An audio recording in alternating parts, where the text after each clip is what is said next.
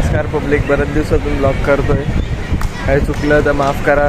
Thumbnail बघून तुम्हाला समजलं असेल आता कुठं चाललोय मी, तर बघा पुढे कंटिन्यू करा. तुम्हाला दाखवतो काय करतोय. आणि 11 लागते, आता लागली 16वर. 10 बदल तिथून आता भेटली गाडी. आमचा डब्बा फायनली बसलो. याची तर फार आवाज गेली. 10 बदलला बोलतो थंडी वाजत, आता गरम होत आहे. फायनली पोचलो रत्नागिरी स्टेशनला. पुढचं सीन बघा तुम्ही कसं दिसतं. रत्नागिरी स्टेशन.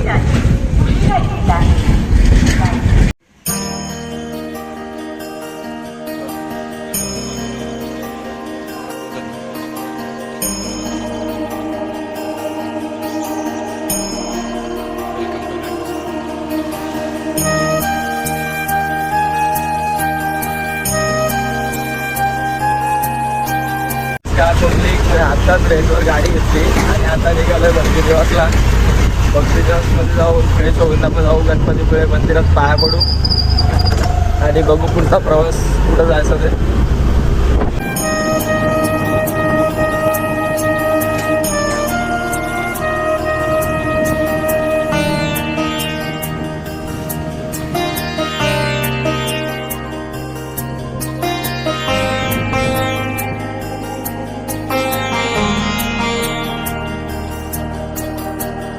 आम्ही पोचलोय भक्त निवासला.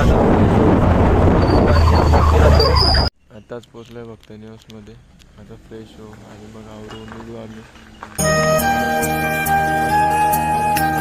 झालो आणि आता निघतो दर्शनाला.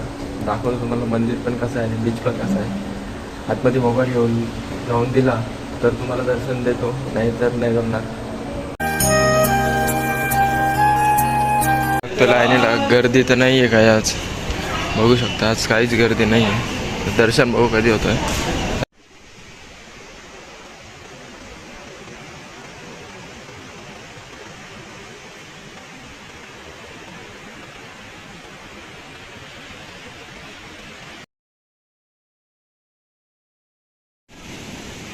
गर्दी बघा किती आहे.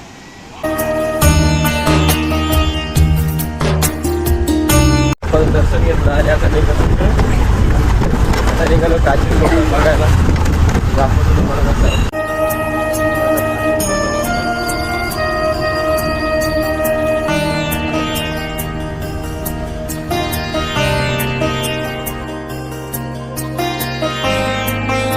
स्वागत करते.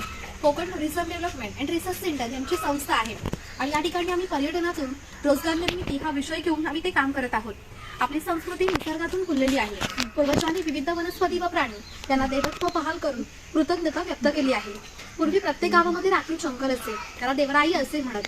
त्यातील वनस्पती व प्राणी यांची हत्या केल्यास ते पाप समजले जाईल. अशा विविध धार्मिक ग्रंथांचा अभ्यास करून आम्ही एक नक्षत्र बाग तयार केली आहे. प्रत्येकाच्या जन्म नक्षत्रानुसार एक वृक्ष अनाथ्य वृक्ष म्हणून मानला जातो. त्याची पूजा अर्चा केल्यास त्या व्यक्तीला धनसौख्य आरोग्य प्राप्त होते. बाहेर आम्ही बोर्ड लावलाय प्रत्येकाच्या जन्म नक्षत्रानुसार. एक्झिट करताना तुम्ही तो बोर्ड बघू शकता. आपण कोकणी माणसं वड पिंपळेला पवित्र मानतो, तसेच त्याला दीर्घायुष्याची प्रतीके मानलेली आहेत. त्याला पिंपळकर असे म्हणतात. आणि हा जो दगडी कट्टा बांधलेला आहे त्याला कोकणी भाषेमध्ये पार असे म्हणतात. हा पार सुमारे 400 वर्षापूर्वी बांधला गेला. हा ज्यावेळी बांधला गेला त्यावेळी पिंपळाचे रोप लावण्यात आले. म्हणजे पिंपळ सुद्धा 400 वर्षापूर्वीचा जुना आहे.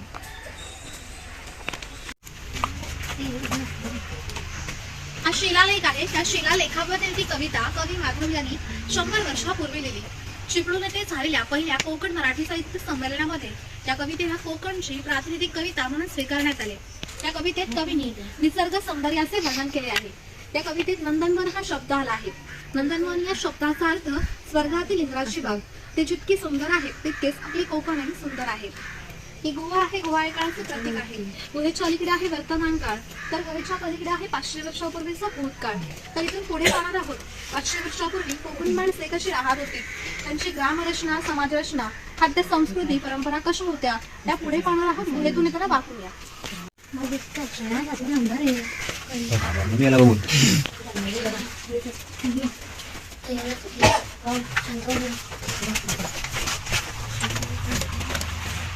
त्यांनी संपूर्ण पृथ्वी जिंकून घेतली आणि जिंकून घेतलेली संपूर्ण पृथ्वी त्यांनी दान केली.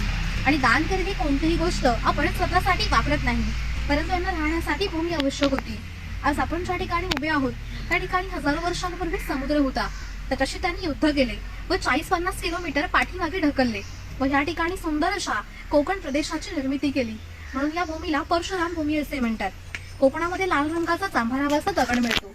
त्या दगडाचा हा जो पक्का रोड बांधलेला आहे त्याला कोकणी भाषेमध्ये पाखाडी असे म्हणतात. ही पाखाडी सुमारे 400 वर्षापूर्वी बांधली गेली. ती पूर्वी गणपतीच्या देवळापर्यंत होती. काळाच्या ओघात ती नष्ट झाली. आता ती फक्त आपल्याला प्राचीन कोकणमध्ये शिल्लक राहिलेली पाहायला मिळते. पूर्वी सामान्यपणे अशा पाखाड्या ग्रामदेवतेकडे जाण्यासाठी बांधल्या जात असत. आता आपण सुद्धा याच पाखाडीने प्राचीन कोकणमधील ग्रामदेवतेकडे जाणार आहोत. आणि या बाजूला गाव शिकार दाखवले. पूर्वीचे लोक गाव शिकार कसे करायचे ते या बाजूला दाखवले बघा.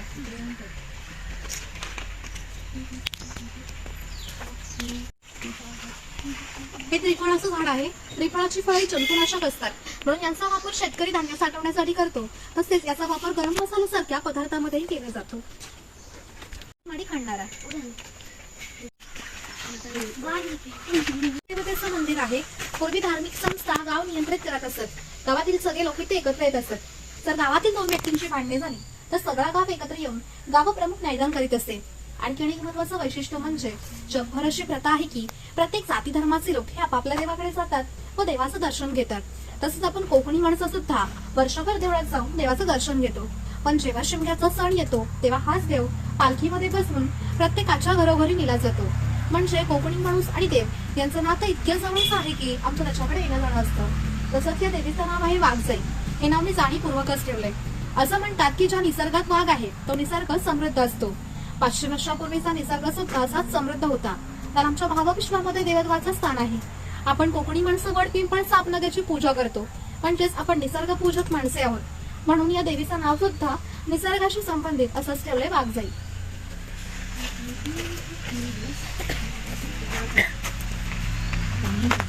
इथे काही पारंपरिक वाद्य आहेत. लाकडी ढोल आहेत, मातीचे ताशे आहेत. त्यांचा खालील बघा मातीचा बनवलाय.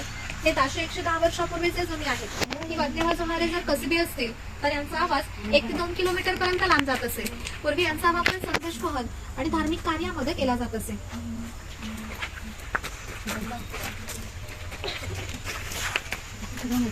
पोतराज लोक स्वतःला साबुकाने मारून घ्यायचे. ते गावामध्ये असं खेळ दाखवण्यासाठी यायचे. ते इथे दाखवलेत बघा. कोळी समाजाची लोक समुद्राच्या इतकी जवळ राहतात की समुद्राच्या भरतीचे पाणी त्यांच्या घराला लागून जाते. तरी लोक ती छोटी होडी घेऊन समुद्रामध्ये 8-10 तास मासेमारी करतात. कधी कधी समुद्राच्या उसळणाऱ्या लाटा त्यांच्या होडीपेक्षा मोठ्या असतात. तरी लोक आपली होडी कुशलतेने बांधतात व पहाटेच्या वेळी घरी येतात. तरी कोकणामध्ये करा बलुतेदार पद्धत अस्तित्वात होती. नाभिक, सुतार, कासार, चर्मकार हे प्रत्येकाच्या घरावर जाऊन सेवा पुरवीत असत. त्या बदल्यात त्यांना पैसे नव्हे तर केवळ धान्य मिळत असे. म्हणजे एका कुटुंबातील पुरुषाच्या घरी जाऊन केस व दाढी करण्यासाठी वर्षभराची चरपाईली म्हणजे आताचे 8 किलो धान्य मिळत असे. एवढ्या अल्प मोबदल्यात की लोक समाजाची सेवा करीत असत. आणि आमच्या नाभिकाविषयी आणखी थोडं मजेशीर वर्णन आमच्या लोकसाहित्यामध्ये आढळतं. असं म्हणतात की गावातील प्रत्येक गोष्ट ही नाभिकाला माहीत असते आणि नाभिकाला माहीत असलेली प्रत्येक गोष्ट ही गावभर होते. ज्या अर्थी तुम्ही इथे आलात गोष्ट नाभिकाला समजली त्या अर्थी ती संपूर्ण गावाला समजली. आमचं संपूर्ण गाव तुमच्या स्वागतासाठी उत्सुक आहे. प्रथेप्रमाणे आपण खोताच्या घरी जाऊ व गावात फेरफटका करू. राजाच्या गावातील प्रतिनिधी म्हणजे खोत.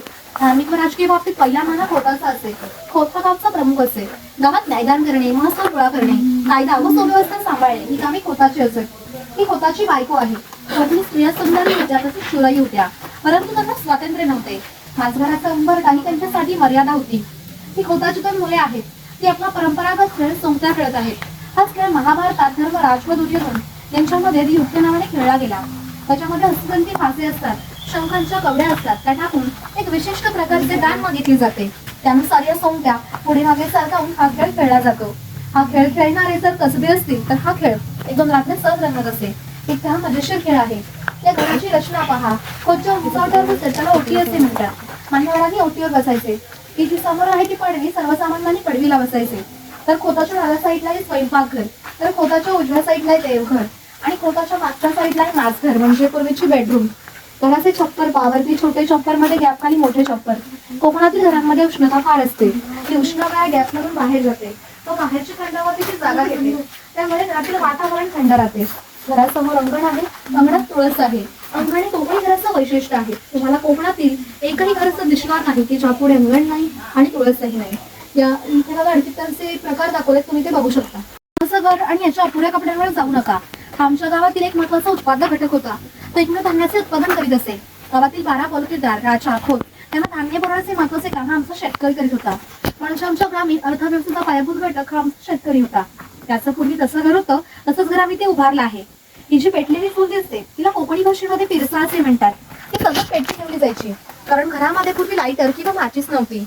शेतकऱ्याच्या बायकोला जेव्हा स्वयंपाक करायचा असे तेव्हा ती चुलीतले 2-3 निखारे घेऊन स्वयंपाकघरातील चूल पेटवीत असे. जर हा विस्तव झाला तर घरात 2 गारगोट्या ठेवलेल्या असत. ते एकमेकांवर नसून हा विस्तव केला जात असे. ही होईनी आहे, हिचा वापर मासे पकडण्यासाठी केला जातो. ही पाठीमागे वेलीने बांधून पाण्यामध्ये ठेवली जाते आणि हिची अंतर्गत रचना अशी आहे की हिच्या आतमध्ये गेलेला मासा पुन्हा बाहेर पडू शकत नाही. ती शेणाने सारवलेली टोपली आहे. तिला कोकणी भाषेमध्ये कणकी असे म्हणतात. तिचा वापर शेतकरी धान्य साठवण्यासाठी करतो. पूर्वी शेतकरी भातवरी, नाचणी यासारखे धान्य पिकवीत असे. ते धान्य कणगीमध्ये ठेवून त्यावर त्रिफळाची फळे पसरवून त्यावर साबण लावून ती बाहेरून शेणामातीने लिपून घेत असे. त्यामुळे आतील धान्य 3-4 वर्ष सहज टिकत असे. ठाणे जिल्ह्यातील वनवासी लोक अजूनही याच पद्धतीने धान्य साठवतात. ही शेतकऱ्याची बायको आहे, ती शेतकऱ्याची मुलगी आहे. हा पाळणा शेतकऱ्याच्या घरात कायमस्वरूपी टांगून ठेवलेला आहे, कारण शेतकऱ्याच्या घरात दरवर्षी पाळणा आलत असे. शेतकऱ्याला 8 ते 10 मुले असत. म्हणजे पूर्वी एकत्र कुटुंब पद्धत ही अस्तित्वात होती. आणि घरामध्ये गौरी गणपतीचा सण दाखवलाय बघा.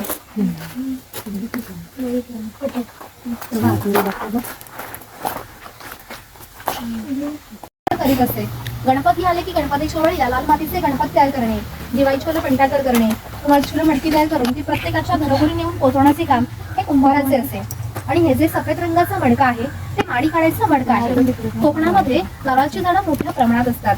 त्यांना नारळ आधी पोळी येते, ती लाडवा काप दिला जातो. तो बाजूने विशिष्ट प्रकारचा झाडपाला लावला जातो. तो झाडपाला आतील माडी शोषून घेतो व ही थेंब करणारी माडी हे मडके वळसेवर लावून त्यामध्ये साठवली जाते. काळाच्या ओघात 12 बलुतेदारांचे व्यवसाय नष्ट झाले, परंतु माडी काढायचा व्यवसाय अजूनही व्यवस्थित सुरू आहे. हा गावातील महत्वाचा घटक होता. गावातील स्त्रियांना लागणारे दागिने तसेच देवदेवतांना लागणारे दागिने बनवून देण्याचे काम हा सोनार करीत असे. त्याच्या अप्रतिम कलाकुसरीमुळे या दागिन्यांना जगभर मागणी होती. नवरात्र, शिमगा व अन्यवेळी ग्रामदेवतेला दागिने घालण्याचा मान हा सोनाराचा असे. चौराजापूर दाभोळ या कोकणातील बंदरांना 5000 वर्षांपूर्वीचा इतिहास आहे. या बंदरांमधूनच भारतीय व्यापाऱ्यांनी जगाशी व्यापार केला. येथून मिळणाऱ्या वस्तूंमध्ये हस्तकौशल्याच्या वस्तू, शंख, शिंपले, तलम, कापड इत्यादी वस्तूंची व्यथा वाणी करीत होता. त्यामधल्याच संपूर्ण जगातून भारतात सोने येत होते. म्हणजे भारताने जे सुवर्ण जन्मवले त्याचे प्रवेशद्वार ही कोकणची प्रमुख बंदरे होती. कोकणातील 12 बलुतेदार दाखवताना जे अधिक कौशल्यवान आहेत ते समिती दाखवले आहेत. त्यापैकी एक सुतार आहे. शेतकऱ्याला लागणारी लाकडी अवजारे बनवून देण्याचे काम हा सुतार करीत असे. हा सावंतवाडीचा सुतार आहे. सावंतवाडीतील लोकांचे लाकडावरील कोरीव काम हे आजही जगप्रसिद्ध आहे. त्यांच्या काही हस्तकौशल्याच्या वस्तू तुम्हाला आमच्या हस्तकला विक्री केंद्रामध्ये पाहायला मिळतील. खेळ करणारे दाखवले बघा. शेतकऱ्याला लागणारी लाकडी अवजारे बनवून देण्याचे काम जसे सुताराचे असे, त्याचप्रमाणे शेतकऱ्याला लागणारी लोखंडी अवजारे बनवून देण्याचे काम हा लोहार करीत असे. 500 वर्षांपूर्वी कोकणाची राजकीय परिस्थिती अस्थिर होती. बरेचसे लोक सैन्यामध्ये होते. त्यांना लागणारी लोखंडी ढाली व तलवारी बनवून देण्याचे काम हा लोहार करीत असे. आणि याचे वैशिष्ट्य म्हणजे काहीशी वर्षांपूर्वी 4 जण तलवारी व ढाली मराठा खोत यांच्याकडे आहेत. त्यांना अजूनही गरज आलेली नाही. त्यांची दर दसऱ्याला पूजा केली जाते. पूर्वी कोकणी माणसं आपल्या जीवनात खोबरे तेलाचा वापर जास्त प्रमाणात करीत असत. शेतकरी आपल्या बागेतील खोबरे घेऊन तेलाकडे जात असे, तरी त्याच्यात एक तेल पाडून देत असे. हा तेलाचा घाणा आहे, त्याला खुंट असे म्हणतात. याच्या आतमध्ये सुके खोबरे घातले जाते. आणि हे जे उभे लाकूड आहे त्याला कोकणी भाषेमध्ये लाट असे म्हणतात. ही लाट ह्या आडव्या लाकडाला अशा तऱ्हेने बांधली जाते की जेणेकरून ही लाट उभी राहते. त्या ठिकाणी जोपडाला बैल बांधला जातो व या आडव्या लाकडावर हा दगड ठेवून तरी स्वतः ह्याच्यावर बसतो. हे सगळं वजन घेऊन हा बैल गोल फिरवला जातो, जेणेकरून आतील खोबरं रगडून त्याचं तेल निघतं. हे तेल भरून काढायचं असेल तर चोकडाचे बैल सोडायचे व ही 2 लाकडं बाजूला करून आतील तेल भरून काढायचे. पुन्हा जर नवीन तेल पाडायचे असेल तर याची क्रमवार पाडणी करून हे तेल पाडले जात असे. म्हणजे पूर्वी 1 ते 1.5 पसा तेल पाडण्यासाठी 1 ते 1.5 तास लागत होता. यावरून तुमच्या लक्षात येईल की पूर्वीचे जीवन किती कष्टमय होते. प्रत्येक व्यवसायाला जातीने होता. व्यवसाय निवडीचे स्वातंत्र्य नव्हते. प्रत्येकाला आपापल्या जातीचाच व्यवसाय करावा लागत असे. बांबूच्या वस्तू बनवण्याचे काम हा पुरुष करीत असे. ही रोवळी आहे, तिचा वापर धान्य बनवण्यासाठी केला जातो. तसेच आज एक धार्मिक कार्यामध्ये केला जातो. आपल्या घरामध्ये जेव्हा शुभ कार्य असते तेव्हा घरातील सौभाग्यवती स्त्रिया किंवा कुमारिका त्या रवळीमध्ये दिवा घेऊन उभ्या असतात. जर हा दिवा शुभ कार्य पार पाडण्याआधी दिसला तर ते अशुभ मानले जाते. आजही आपल्या साखरपुड्याचं लग्न जर मुंबईला असेल तर ही रवळी गावावरून मुंबईला पाठवली जाते, कारण मुंबईला सर्व वस्तू मिळतात पण ही रवळी नाही मिळत. प्रत्येक समाजाची स्वतंत्र अशी खाद्य संस्कृती असते. कोणत्याही दोन समाजाची खाद्य संस्कृती समान नव्हती. तसेच कोकणी माणसांची चविष्ट अशी एक खाद्य संस्कृती आहे. कोकणी माणसं आपल्या जेवणात भात व मासे मोठ्या प्रमाणात खातात. कोकणात येऊन माशाची आमटी, उकडीचे मोदक, भाजणीचे वडे न खाणे म्हणजे कोकण न अनुभवल्यासारखे आहे. पूर्वी घरामध्ये दगडमातीच्या वस्तू असत. ते जातणीसारखं दिसतंय त्याला घिरट असे म्हणतात. जातणीमध्ये धान्य दळून निघतं तर घिरटामध्ये भात घातला जातो व अख्खळ तांदूळ बाजूला होऊन कोंडा बाजूला होतो. हे मोदक पात्र आहे म्हणजे कोकणी कुकर. हे पुरण यंत्र आहे, याच्या आतमध्ये डाळ घातली जाते व हे दोन रॉड उलट सुलट फिरवून आतील डाळ वाटून निघते. वाटलेली डाळ याच्या खाली पडते. तिच्याकडून पुरणपोळ्या केल्या जातात. इथे हे शेवया काढायचं लाकडाचं यंत्र आहे. वरती बघी जेवणाचा डब्बा आहे, पाण्याचा तांब्या आहे, खाली 3 डबे आहेत, बाजूला 2 चमचे आहेत, त्याने तो लॉक केलेला आहे. आणि ही चहाची किटली आहे. हे दगडी उकळ आहे. पूर्वी याचा वापर भाताचे पोहे काढण्यासाठी करत. आपल्या घरामध्ये जो भात असतो तो रात्री पाण्यामध्ये भिजत ठेवला जातो व सकाळी त्यातले पाणी काढून तो भात पोह्याच्या खापरावर भाजला जातो व तो भात या उकळामध्ये टाकून त्या मुसळाच्या साहाय्याने काढला जातो. तेव्हा ते पोहे तयार होतात. यावरून तुमच्या लक्षात येईल की पूर्वीचे जीवन किती कष्टमय होते आणि हजारो वर्ष ही लोक याच पद्धतीने जगत होते. आणि ते घरामध्ये जुन्या काही वस्तू दाखवल्यात बघा. त्याप्रमाणे 12 बलुतेदार हे प्रत्येकाच्या घरोघर जाऊन सेवा पुरवीत असत. त्याप्रमाणे हा कासार या मुलीच्या घरी आला आहे. हे या मुलीचं घर आहे. त्या मुलींची लग्न वयाच्या 8व्या व 10व्या वर्षी होत असत. तोपर्यंत या मुलींना बांगड्या भरण्याचा कोणताही मोबदला या कासाराला मिळत नव्हता. म्हणजे हा कासार 8-10 वर्ष या मुलींना मोफत बांगड्या देत होता. म्हणजे पूर्वीची समाजरचना ही एकमेकांच्या विश्वासावर आधारलेली होती.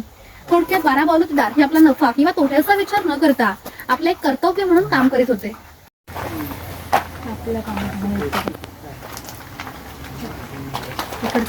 पूर्वी प्रत्येक गावामध्ये भरपूर मोठे जंगल होते, त्यामुळे पाणी मोठ्या प्रमाणात उपलब्ध होते.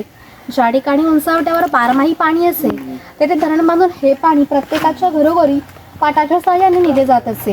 या पाण्यावर आमच्या नारळी पोकळीच्या बागा व उन्हाळी भातशेती होत असे.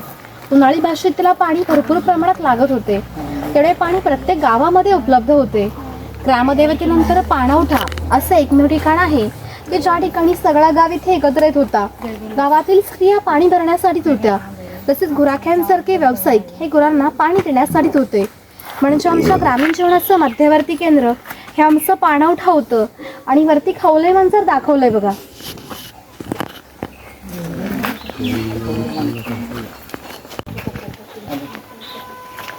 त्याच्या वस्तू बनवून देण्याचे काम हा चर्मकार करीत असे. आणि याच्या जोडीला आणखी एक प्रसंग सांगतो की जो 500 वर्षापूर्वी घडला. इथून 80 किलोमीटर अंतरावर मार्लेश्वर नावाचं एक देवस्थान आहे. त्या ठिकाणी का पर्वतात एक मोठी गुहा आहे. त्या गुहेमध्ये शंकराची पिंडी आहे.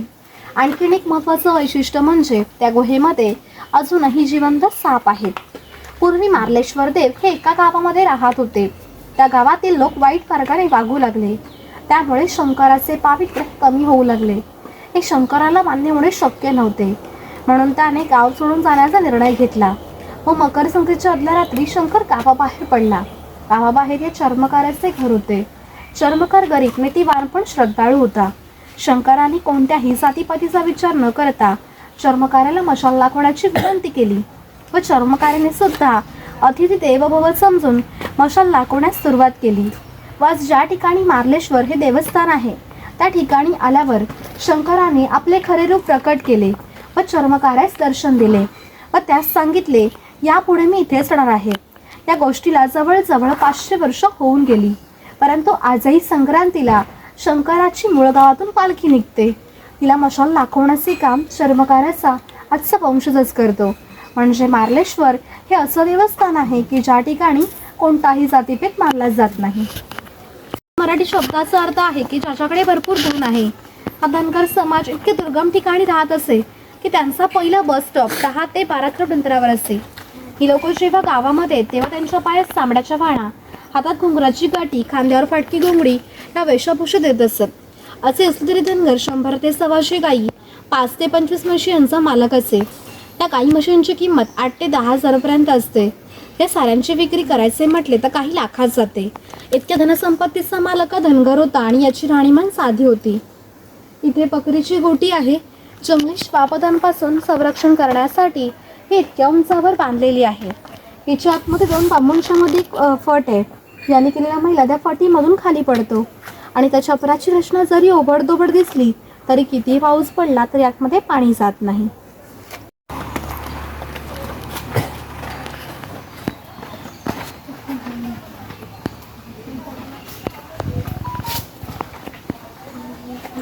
रंगाच्या खोडापासून कात तयार केला जातो. जो पानामध्ये खातात तो कात वेगवेगळा आहे झाडाच्या आतल्या खोडापासून. ते आहे ते खैराचं झाड तोडून त्याच्या आतील खोडाचे बारीक तुकडे केले जातात.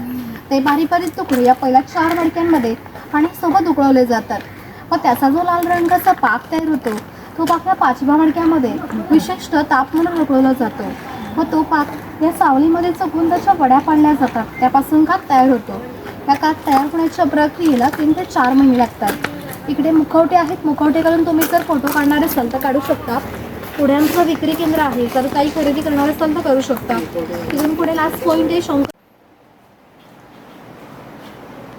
आपण निघालो आहे चॅनलला गाईड केलं सगळं जुन्या जमान्यात कसं होतं सांगितलं समजावून तुम्हाला पण समजेल. आता आपण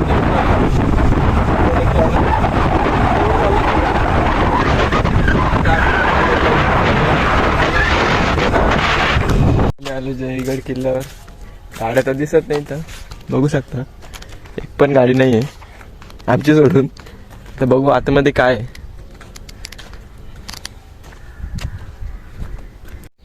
आतमध्ये तर काय दिसत नाही आहे. आता इथं बघू काय दिसतंय का.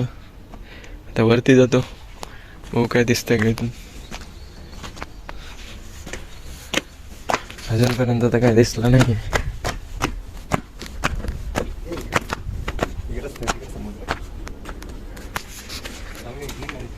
चावी घेतली गाडीची. काय अवस्था झाली आहे किल्ल्याची बघू शकता. किल्ल्यावरून फक्त एवढा समुद्र दिसतोय. एक कंपनी दिसते. आता बघू इथं कोणाला तरी विचारतो ना की काय आहे किल्ल्याचा इतिहास. तर इथं समोर काम पण चालू आहे. मंदिर बांधायला घेतलंय का काय करायला घेतलंय का समजत नाही. बघा दिसतंय का तुम्हाला. ऊन लागते जाम. तर जातो परत आलोय तसा त्याच वाटेत. किल्ल्यावरून निघालो ना आता रस्त्याला आता एक मंदिर दिसलं. गणपतीचं मंदिर आहे. लांबून जामच भारी दिसतोय. रस्ता पण बघा काय भारी आहे. सगळीकडे नुसती झाडच आहेत. तुम्हाला मंदिर दाखवतो. जामच भारी आहे. बघा मंदिर कसं आहे. डिझाईन बघा कशी आहे मंदिराची. गणपती मंदिर आहे.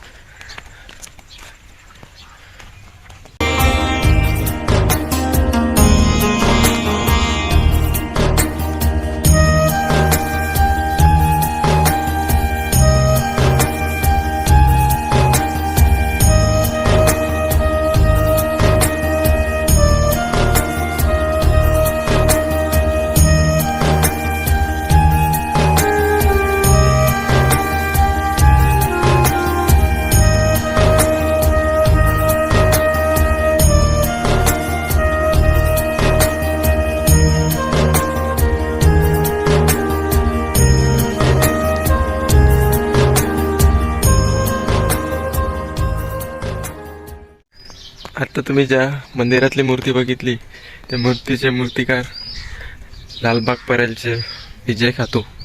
बीचवर बीचचं नाव नाही माहीत पण बीच भारी आहे. बघा तुम्ही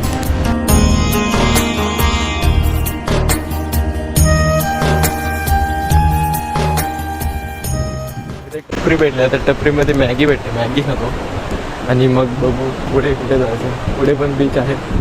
जाता आता रस्ते फुलं बघ कशी आहे.